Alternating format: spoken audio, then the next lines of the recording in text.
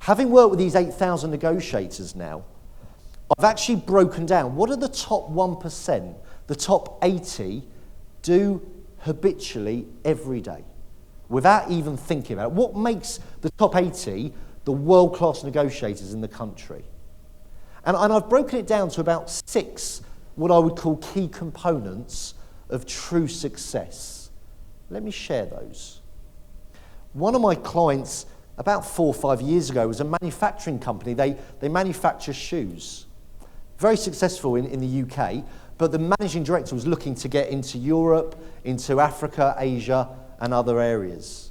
So he chose 2 of his salespeople to go to Africa first and go there for 2 weeks to try and build relationships and set up a new territory for his company.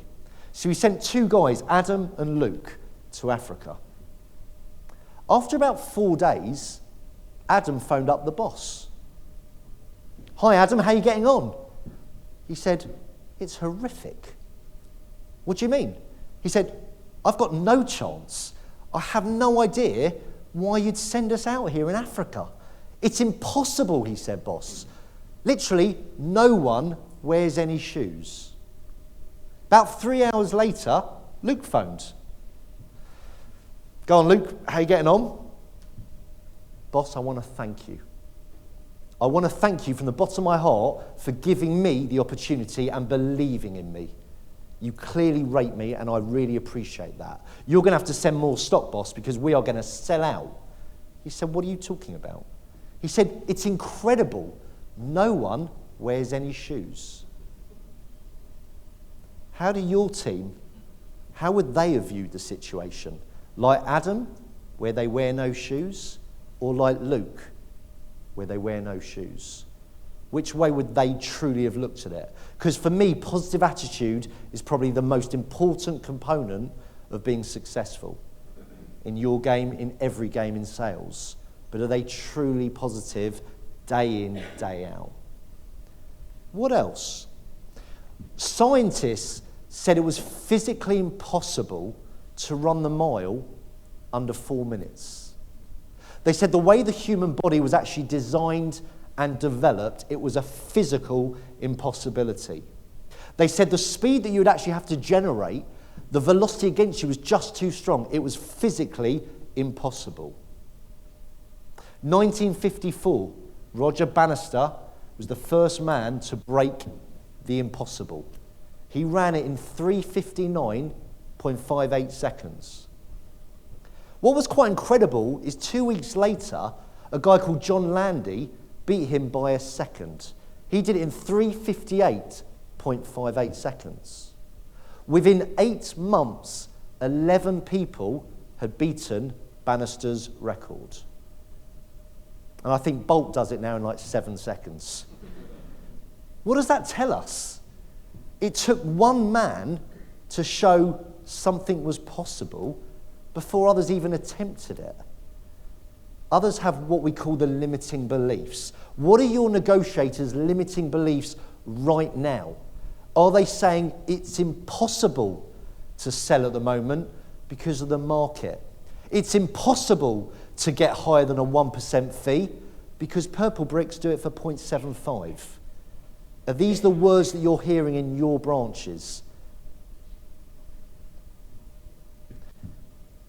I was training an estate agent 2 weeks ago, and I asked him a question. I said to this guy, John, is it possible to sound great on every phone call? He said, no, of course not. I said, what do you mean? I said, from 9 o'clock to 6 p.m., is it possible? Definitely not, he said. I said, but why? I'm curious, how come? He said, but it depends on the day you're having. If you're having a bad morning, you're hardly likely to sound upbeat in the afternoon. And I argued that. I told him a story. About 16 years ago, I was dating a girl called Mel. She's not here, is she, by the way? I hope, no, that's good. I was dating a girl called Mel, and I remember this, I was in love, head over heels with this girl, Mel. And we were dating for about 10 months. And I remember I went out for a drink with my best friend, and he said, Tony, I don't really know how to tell you this, but I'm just going to come out with it. Mel's been cheating on you. She's actually been cheating on you for 2 months. And I said, that's impossible. You know, we love each other. There is no way that's the case. He said, I've seen it with my own eyes. Unfortunately, it's true. And I was devastated. I literally, we broke up very quickly after that. I couldn't sleep properly. I could barely eat. I couldn't drink. I lost a stone in like 3 weeks. I was a wreck, if I'm completely honest. And I remember I was playing snooker with my dad's closest friend, a guy called Melvin. And he said to me, Tony, how's life treating you? I said, well, I'm not in a good place, to be honest, actually. I explained to him about Mel, and I said, you know, she actually cheated on me. She's admitted it, and I feel sick. I can't actually see how I'm going to get over this. And I said, you know, I've been to the doctor about it because I've lost a lot of weight. And you know what? She's actually given me a stomach ulcer. He said, what do you mean? I said, well, I told you. She's been cheating on me for 2 months. I can't sleep or eat or drink properly. She's given me an ulcer. He said, Tony, what Mel did to you is horrible. But you gave yourself a stomach ulcer, not Mel. And in a weird way, I'm quite pleased she cheated on me. Because without that, I would never have learned that life lesson quite early on. What she did was always going to happen. How I reacted to that was my choice. I was 100% in control of how I reacted to that. It's all fine. Mel and I are married now, so it's wonderful. So don't worry. I'm joking. But the point is, how are your negotiators reacting to what's going on? When they have a bad call where the landlord decides they don't want to put the property on with them, when the applicant says, I'm not buying through you, do they lose the deal or do they lose the day?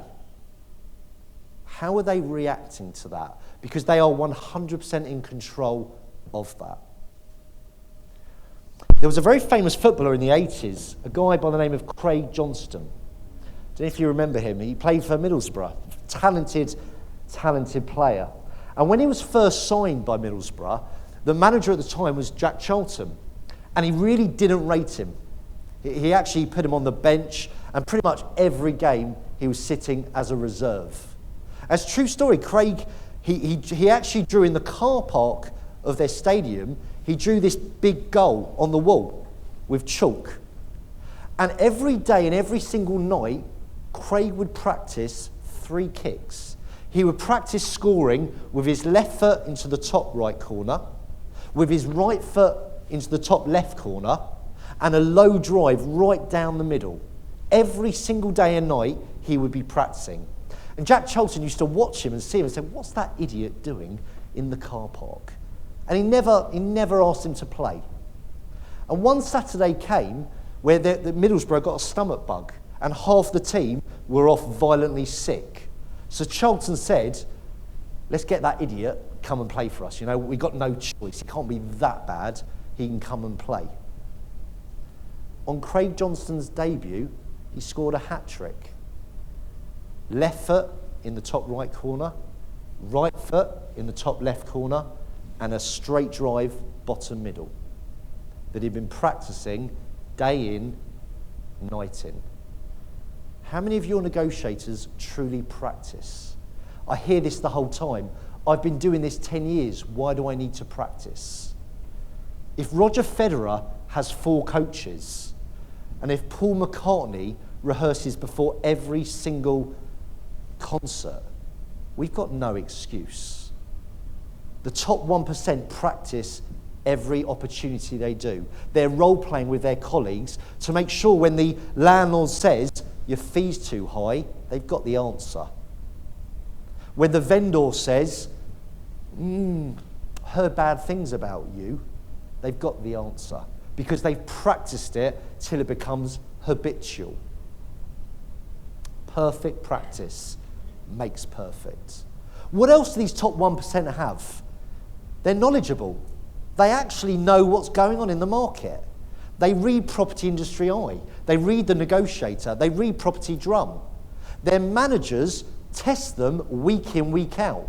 The best agents I work with, every week they'll choose one negotiator to stand up in the morning meeting and deliver for 5 minutes what's going on in the market. Educate us.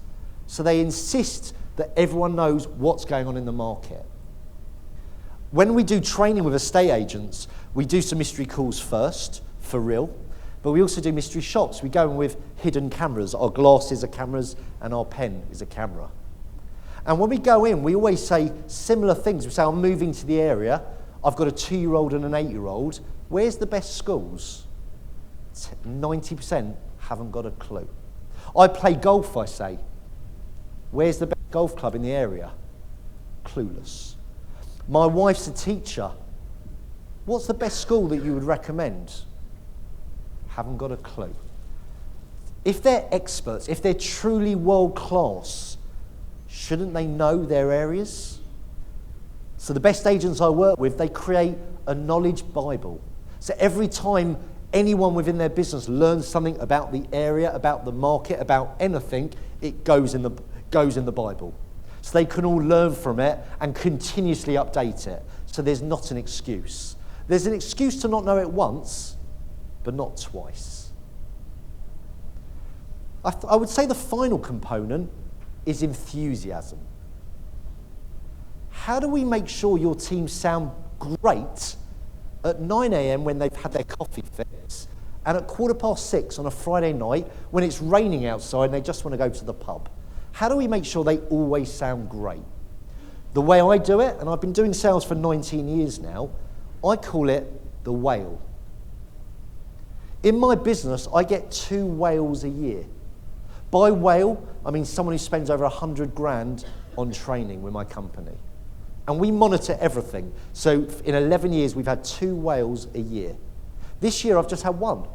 It's a company called FedEx that you're probably familiar with.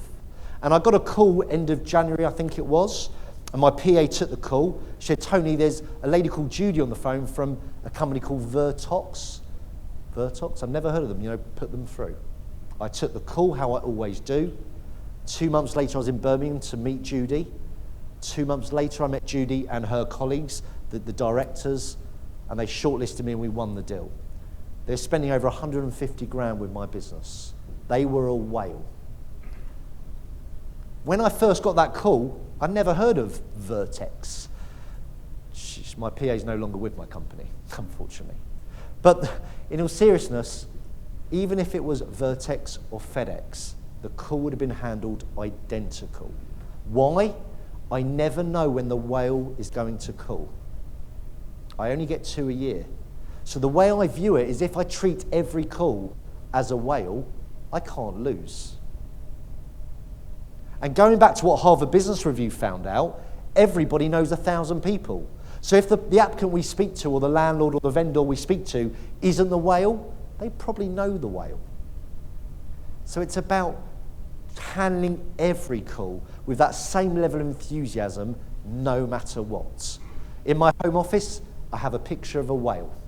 That works for me. It's my way of reminding myself every call is the whale. I was delighted, I worked with Move With Us, and I was delighted to go into their call centre 2 weeks ago. There's pictures of whales all over their call centre because it works for them. Next time I'm there, I'm going in with a harpoon. But I was delighted because that works for them. If that works for you, use it, take it. If it doesn't, don't do nothing, do something that works for you.